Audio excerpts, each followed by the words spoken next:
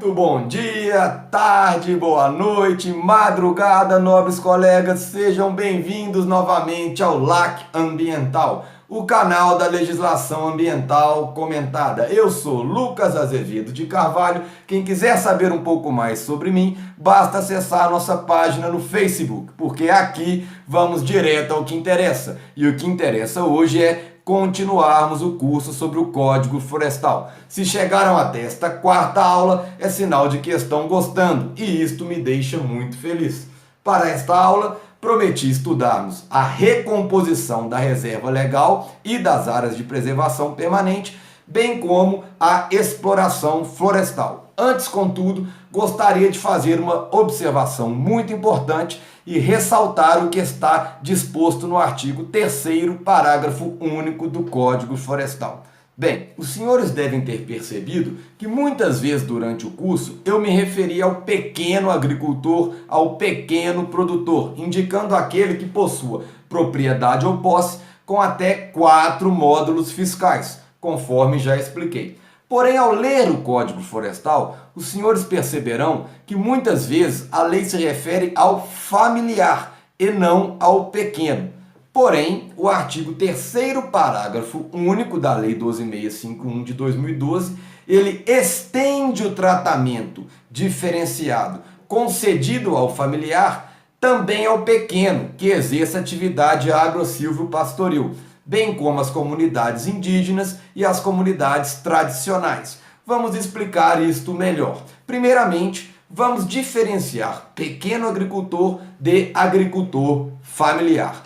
Está aparecendo aí um quadro resumindo as diferenças. Para ser pequeno, o critério é unicamente o tamanho da propriedade. Se a propriedade tiver até 4 módulos fiscais, será considerada pequena, ok? Já para ser familiar, além do critério do tamanho da propriedade, limitado a 4 módulos fiscais, você tem que ter mão de obra predominantemente familiar, predominantemente, não exclusivamente. É possível a contratação, mas a mão de obra na propriedade ou posse tem que ser predominantemente familiar.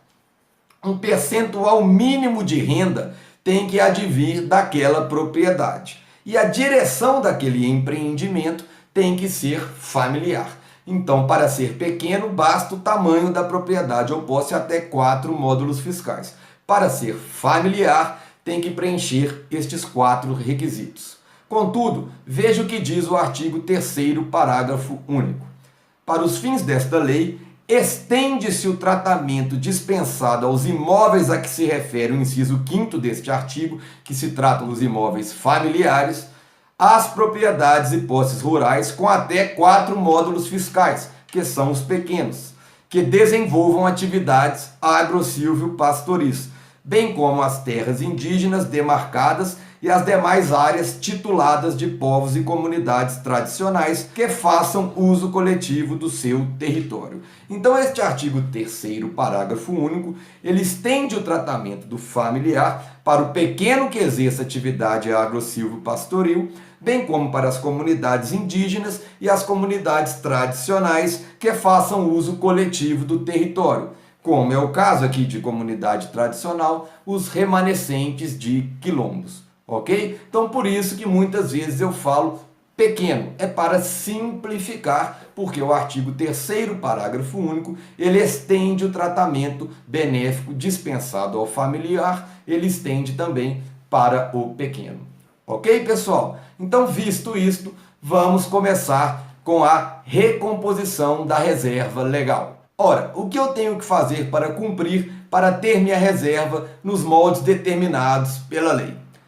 Se você estiver nas disposições permanentes, ou seja, se o desmate, se a conversão da vegetação nativa tiver ocorrido após 22 de julho de 2008, terá que ser recomposta aquela mesma vegetação nativa, naquele mesmo local, com as mesmas características. Neste caso, em se tratando de reserva legal nas disposições permanentes, somente para o pequeno é permitido que se plante vegetação exótica não nativa naquela parcela da reserva legal, ok? Então, disposições permanentes tem que se recompor aquela mesma vegetação nativa desmatada, convertida ilegalmente. Para o pequeno, admite-se que ele compõe a reserva legal com espécies vegetativas exóticas, não nativas. Porém, se estivermos nas disposições transitórias, ou seja, se em 22 de julho de 2008 o proprietário ou possuidor tinha percentual de reserva legal menor do que o exigido pela lei, o que significa que a conversão da vegetação nativa se deu anteriormente a 22 de julho de 2008, se estiver nesta hipótese, diz lá o artigo 66, poderá ocorrer o plantio na própria propriedade, ele recompõe ali na mesma propriedade na qual houve a conversão da vegetação nativa, ele poderá não plantar, mas deixar que aquela vegetação se regenere naturalmente, quando possível for. Às vezes não é necessário o plantio, aquela mata com poder de resiliência irá voltar a crescer. Quando possível for, ao invés de plantar, ele pode deixar regenerar naturalmente. E poderá também compensar a reserva legal. O que seria a compensação? Ele irá utilizar a vegetação nativa, via de regra, em excesso de outro local, uma vegetação nativa externa, para valer como se fosse a sua reserva legal. Ou seja, uma vegetação nativa externa em outra propriedade ou posse será utilizada para valer como reserva legal daquela propriedade ou posse que está em déficit ambiental. Isto seria a compensação da reserva legal.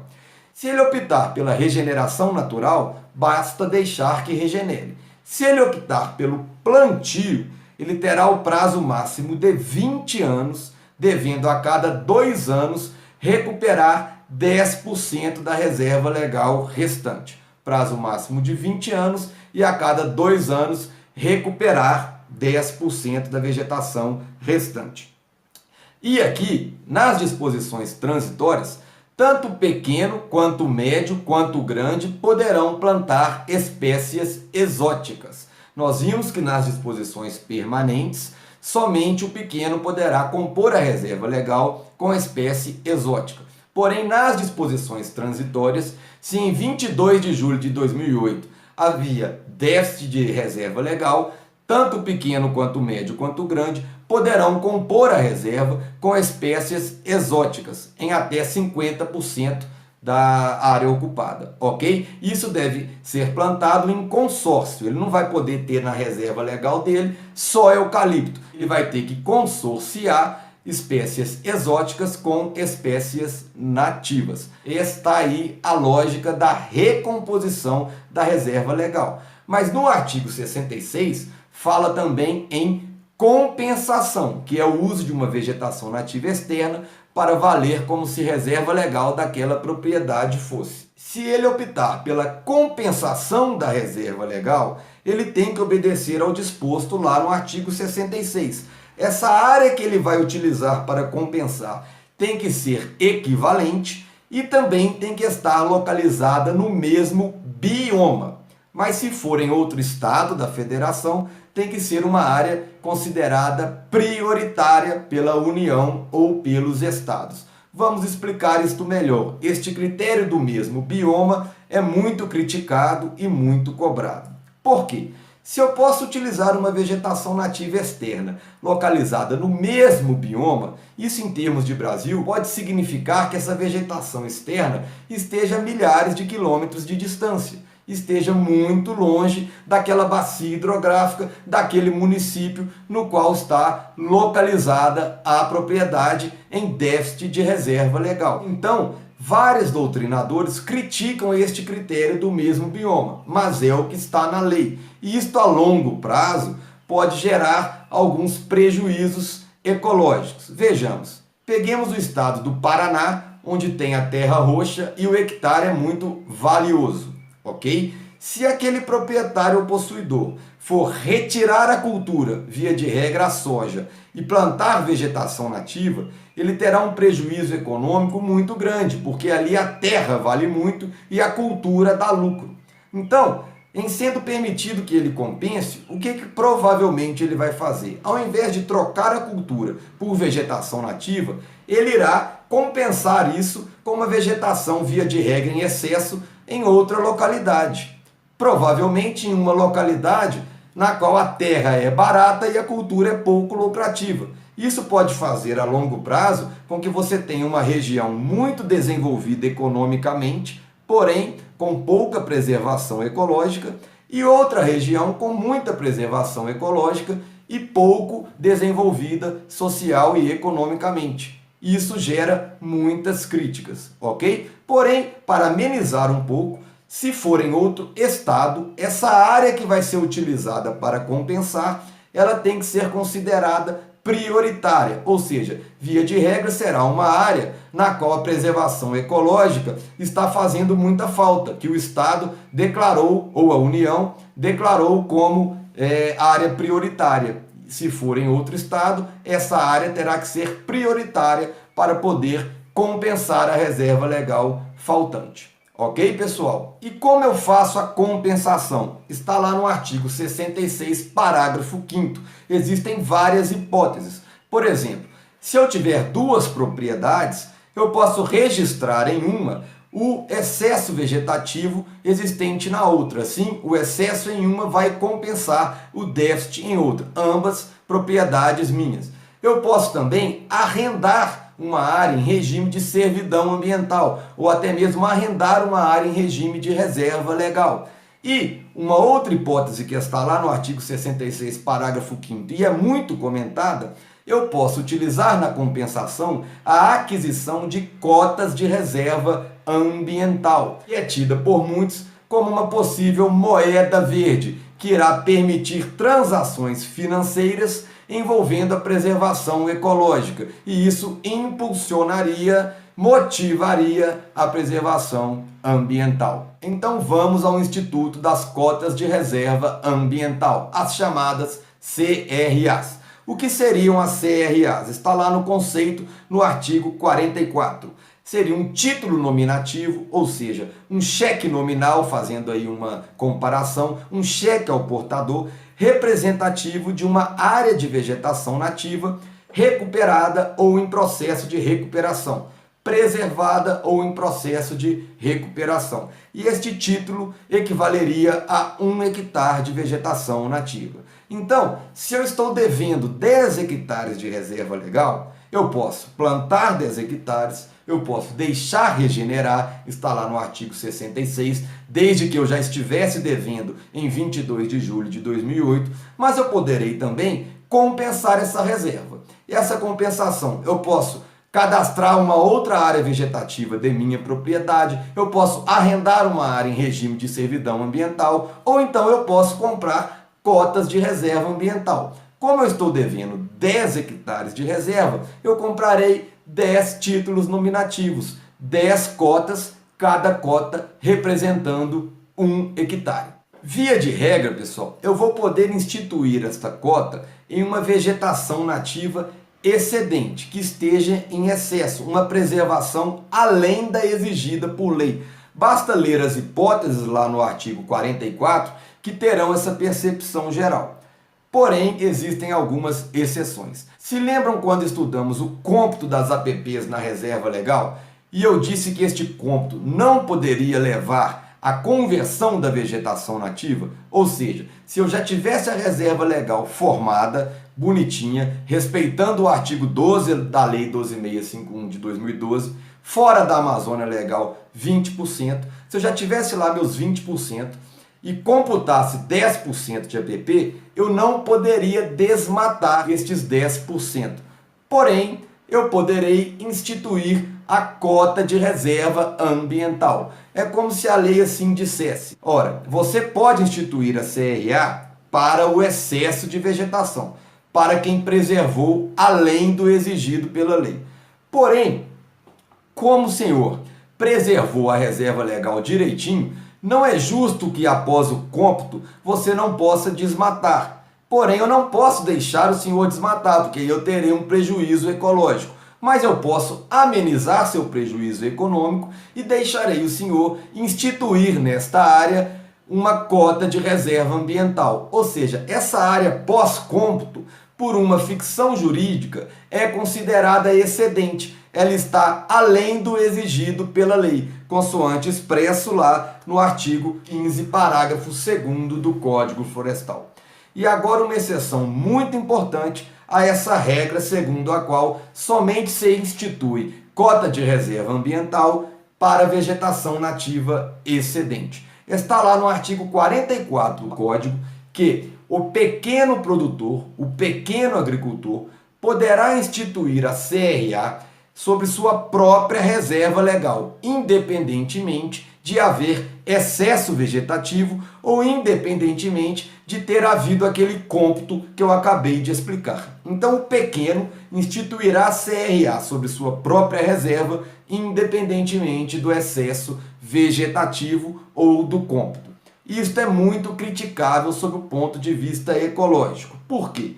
Porque na prática você terá somente uma vegetação nativa, somente uma reserva legal, valendo para duas propriedades. Ou seja, se o pequeno instituir 10 cotas de reserva ambiental sobre seus 10 hectares de reserva, 10 hectares aqui como um exemplo, esses 10 hectares não estão em excesso, eles estão lá cumprindo o determinado para a reserva legal deste caso concreto.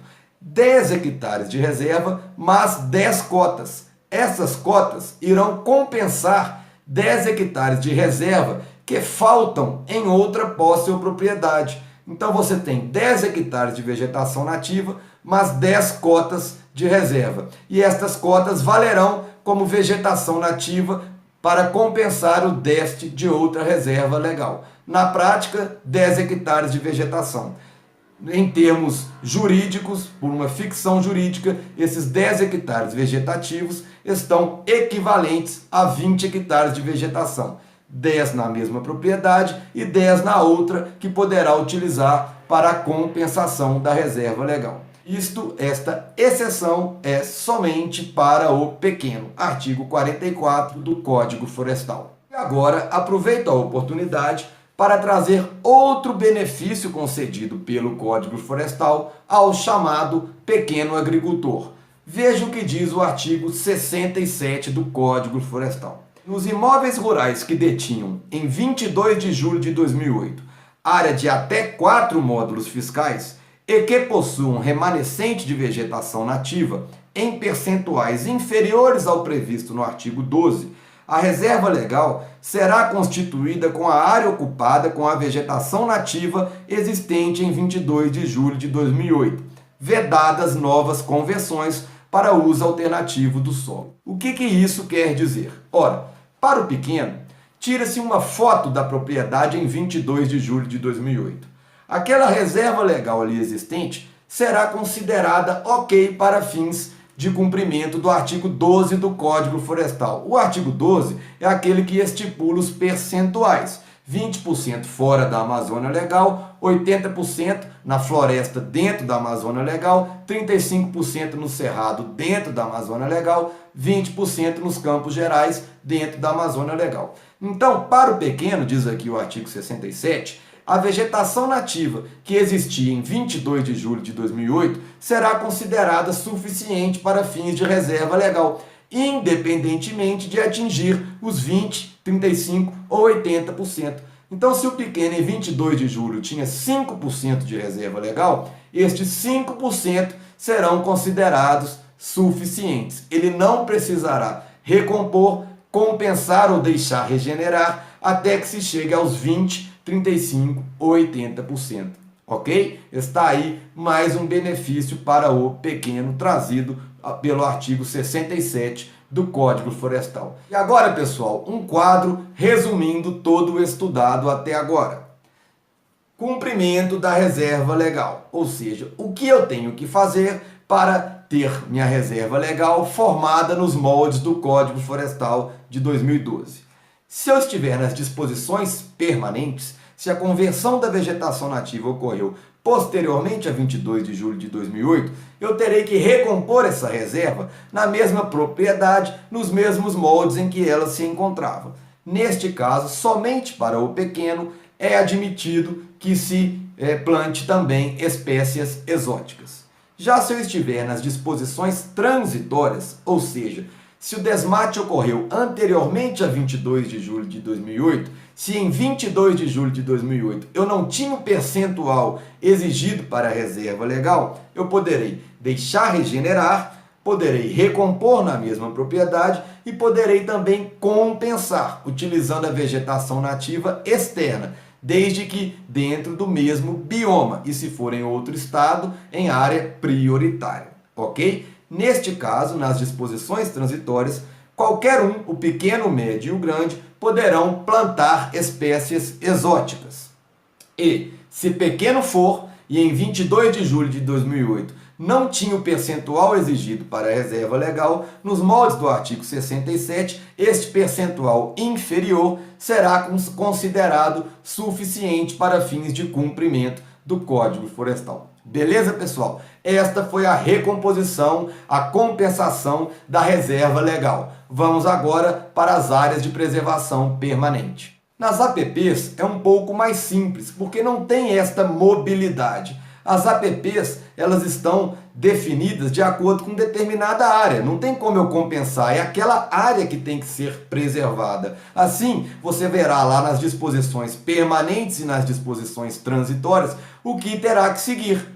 Se foi o uso consolidado, poderá continuar usando, desde que recomponha, em alguns casos, determinada parcela desta área de preservação permanente. E esta recomposição, lá nos moldes do artigo 61A, parágrafo 13º, poderá ocorrer pelos seguintes métodos: condução de regeneração natural de espécies nativas, plantio de espécies nativas, conjugar a regeneração natural com o plantio e também para o pequeno é permitido o plantio de espécies exóticas. Então, nas áreas de preservação permanente, somente é permitido o plantio de espécies exóticas para o pequeno. Não há possibilidade do grande e do médio plantar espécies exóticas em área de preservação permanente. Ainda para o pequeno, há uma segunda observação para se fazer. Está lá no artigo 61B do Código Florestal. Muitas palavras, vamos explicar isto melhor. Primeira observação, o inciso 3º foi vetado. Então o caput fala em propriedades com até 10 módulos fiscais. Porém, os incisos trazem situações, trazem hipóteses para propriedades com até 4 módulos fiscais. Então, este intervalo de 4 a 10 módulos fiscais, ele não será beneficiado pelo artigo, pelo dispositivo, porque o inciso 3º, que trazia essa hipótese, foi vetado. Mas o que isso tudo quer dizer? Quer dizer o seguinte: se a propriedade tiver até 2 módulos fiscais, eu tenho que recompor a APP nos moldes lá das disposições transitórias. Se ela tiver até 1 módulo fiscal, por exemplo, na APP de curso d'água, eu tenho que recompor 5 metros a cada margem do curso d'água. Se ela tiver entre 1 e 2 módulos fiscais, a recomposição será de 8 metros. Mas o que o artigo 61B está me dizendo? Que esta recomposição não poderá ultrapassar a 10% da área da propriedade. Então eu começo a recompor lá à beira do curso d'água. Deu 10%, eu paro. E se a propriedade tiver entre 2 e 4 módulos fiscais, eu paro quando tiver dado 20%. Olha o exemplo aí para ficar mais claro. Eu tenho uma propriedade, vamos colocar que ela tem menos de 1 módulo fiscal, e a recomposição dos cursos d'água ficaria em 5 metros a cada margem e das nascentes em 15 metros. Eu tenho 5 cursos d'água e 3 nascentes. Comecei a recompor as nascentes. Recompus o curso d'água. Deu 10%, eu não preciso recompor o restante. Neste exemplo, ficou um curso d'água aí na vertical sem recomposição. Por quê? A recomposição já tinha chegado a 10%. É isso que diz o artigo 61B. Vejam que a crítica que eu teci na primeira aula está bastante pertinente. O Código Florestal não é uma lei simples de ser entendida. Ela não deixa muita margem também para que os estados a especifiquem. Ela é muito minuciosa. Então, pessoal, está aí a recomposição, a formação da reserva legal e das áreas de preservação permanente. Vamos agora para a exploração florestal. Para as áreas de preservação permanente, vimos que não há possibilidade de exploração com intuito lucrativo. Você pode manter o uso consolidado, mas a vegetação nativa em APP não pode ser explorada com intuito econômico. Terá intervenção nos casos do artigo 8º, quais sejam utilidade pública, interesse social e baixo impacto ambiental. Nos casos de nascentes, dunas e restingas, observe que a intervenção somente poderá ocorrer em caso de utilidade pública, ok? Destaco também, nesta oportunidade, o artigo 9º, segundo o qual é permitido o acesso de pessoas e animais às áreas de preservação permanente para obtenção de água e para realização de atividades de baixo impacto ambiental.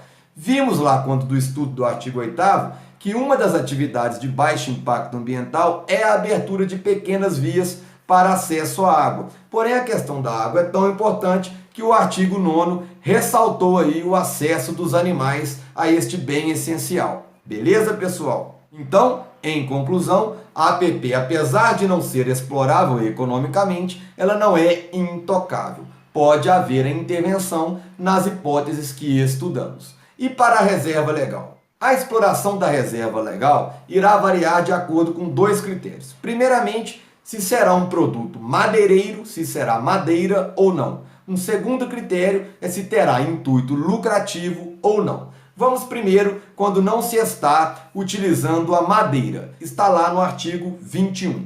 É livre a coleta de produtos florestais não madeireiros, tais como frutos, cipós, folhas e sementes, devendo-se observar os períodos de coleta e volumes fixados em regulamentos específicos, quando houver, a época de maturação dos frutos e sementes, técnicas que não coloquem em risco a sobrevivência de indivíduos e da espécie coletada. E aí continua. Observe o seguinte, é livre a exploração de produtos não madeireiros. De uma forma geral, tem que se respeitar os regulamentos e explorar de forma sustentável, sem levar à extinção ao fim daquele produto explorado. Beleza, pessoal? Agora, se for madeireiro, irá variar de acordo com o intuito lucrativo ou não. Para o não madeireiro, é livre a coleta, independente de intuito lucrativo. Para o produto madeireiro, o intuito de lucro irá fazer diferença. Primeiramente, relembremos que pelo próprio conceito da reserva legal, ela possui finalidade econômica. Então, ela é explorável com intuito lucrativo. Se eu quiser explorar a madeira e obter lucro, eu tenho que aprovar um plano de manejo florestal sustentável, ok? Se eu for pequeno, este plano de manejo será simplificado. Então, madeira com intuito de lucro na reserva legal, eu vou ao órgão ambiental e aprovo um plano de manejo florestal sustentável. Se eu for pequeno, este plano será simplificado. Agora, se eu não tiver intuito lucrativo e quiser extrair madeira da minha reserva legal, eu vou observar critérios diferenciados para o pequeno e para o médio e grande. Se eu for médio e grande, eu posso explorar desde que eu declare previamente ao órgão ambiental. Note que não é necessária autorização, bastando prévia declaração, mas tenho que obedecer ao limite de 20 metros cúbicos por ano. Então o médio e o grande, ele vai ao órgão ambiental, informa, ele não pede autorização, ele informa que irá extrair até 20 metros cúbicos de madeira em sua reserva legal. Se pequeno for, estes critérios, este limite é diferenciado. E a lei sequer fala em prévia declaração, não traz isso lá expresso. A autorização ninguém precisa, o médio e grande precisa declarar. Para o pequeno, sequer essa necessidade de declaração está expressa na lei. Mas ele terá que observar os seguintes critérios, os seguintes limites. Primeiramente, 2 metros cúbicos por hectare a cada ano. 2 metros cúbicos por hectare de reserva legal. Isso para cada unidade familiar que resida no imóvel. Então, se eu tiver 2 unidades familiares, estes 2 metros cúbicos serão dobrados em um limite total de 4 metros cúbicos por hectare. Se eu tiver 10 unidades familiares, eu posso multiplicar por 10. Não, porque tem um segundo limite. 15 metros cúbicos por ano. E tem um terceiro limite, 15% da biomassa. Note que é muito difícil que um pequeno produtor tenha condições de verificar estes limites, principalmente no que se refere a 15% da biomassa, mas é o que está na lei. Beleza, pessoal? Esta é a exploração da reserva legal. E para áreas que estejam fora das áreas de preservação permanente e fora da reserva legal. Bem, se for uma vegetação nativa ou sucessora, ou seja, se é uma vegetação que nasceu naturalmente ali ou a tenha sucedido, eu tenho que, para explorar madeira, também aprovar um plano de manejo florestal sustentável, ok? Mas se eu for coletar produtos não madeireiros, eu sigo aquilo estipulado para a reserva legal. Se eu posso coletar produtos não madeireiros na reserva legal, eu posso coletar em vegetação nativa fora dela. É um princípio do direito que quem pode o mais, pode o menos. Então, é uma regra que faz sentido. Mas se não for uma vegetação nativa, originária ou sucessora, se for ali plantada pela atividade humana, a exploração, inclusive madeireira, é isenta de plano de manejo florestal sustentável. Está lá no artigo 32, inciso 2º. Então a ideia do Código Florestal é a seguinte: eu plantei fora da PP e da reserva legal, eu posso cortar. Beleza? Em alguns estados, a depender do tamanho do plantio, é exigido o licenciamento ambiental. Mas aí é outra norma, é fora do Código Florestal. Em termos do Código Florestal, é livre a exploração da floresta plantada fora da APP e da reserva legal. Pessoal, esta foi nossa quarta aula, fechando aí o estudo das áreas de preservação permanente e da reserva legal, abrangendo também a exploração florestal. Espero que tenham gostado. Na nossa quinta aula, terminaremos a parte teórica do curso. Até logo e muito obrigado!